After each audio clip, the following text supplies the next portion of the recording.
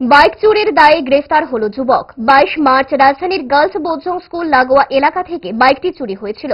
Bike চুরির ঘটনা জানিয়ে থানায় লিখিত অভিযোগ করেন বাইক মালিক। অভিযোগের ভিত্তিতে তদন্তে নামে আগরতলা পূর্ব থানার পুলিশ। অবশেষে জালে উঠে এসেছে বাইক চোর।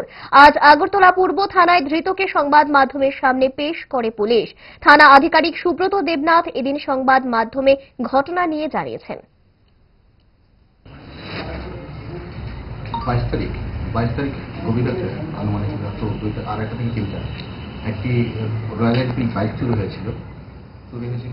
বিক্রমজন বর্মা গালবুজ্জাম দিঘির পূর্ব দিকের পারে ওনার বাড়ির সামনে বাইকটি ছিল, ওইখান থেকে বাইকটি চুরি হয়ে গেছে। তো অ্যাকর্ডিংলি আমাদের কাছে পরের দিন সকালবেলা কমপ্লেন করেছে। কমপ্লেন করার পর আমরা চতুর্দিকে সাথে সাথে আমরা কি করছি, সারারাত্রি করে সব দিকে ওই বাইকের ছবি সহকারে আমরা পুরো ব্যাপারটা করে দিয়েছিলাম।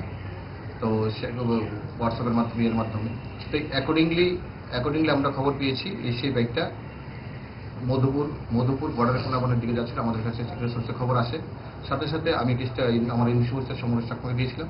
আমাদের ইনভেস্টিগেশন অফিসার এবং মধুপুর থানার সহায়তায় কোনাবন বর্ডার থেকে বাইকটা রিকভারি করেছে এবং যে চুরি করেছিল তাকে আমরা গ্রেফতার করতে পেরেছি এবং তাকে আমরা জিজ্ঞাসাবাদ করেছি, জিজ্ঞাসাবাদ করে রিমান্ডে আনেছি। আজকে তাকে কোর্টে পাঠিয়ে দেবো।